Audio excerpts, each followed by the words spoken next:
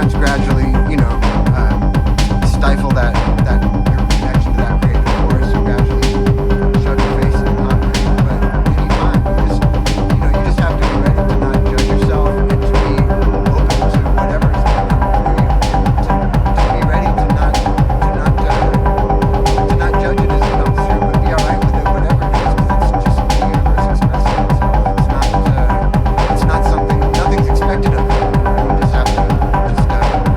have to be there for it. And sometimes to get yourself in a position to be there for it is something that takes years of selflessness, or years of just a love for music, just having for no reason at all. You just, for whatever reason, music produces the feelings in you that it does. Playing an instrument produces the feelings in you that it does, and you just follow the light. And sometimes, I know my years of practicing guitar, they weren't really very emotional. I spent a lot of time just practicing scales, learning Frank Zappa instrumentals, trying to learn the most complicated music I could. But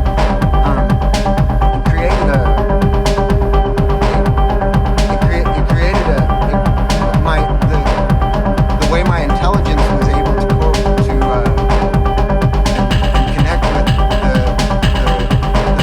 the nature of music and the feelings that music arises, that music brings about in me, ended up making me able to just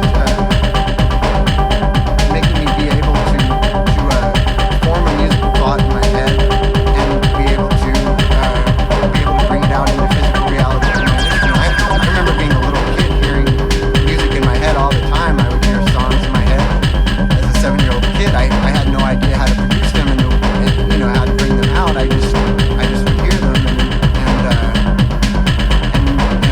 and it's only through years of playing an instrument without any reason other than just because you love doing it that eventually you learn the chords, you learn the intervals, you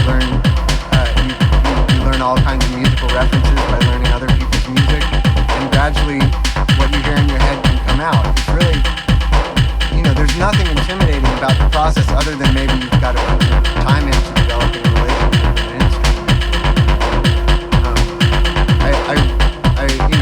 I just don't think people should be so threatened with this idea of being great, because there's just the only people who have any right to say what's great or not are, the main, people like Stravinsky or Bartok or somebody they had certain criteria by which they judged music, but they knew from the beginning that it was ineffable.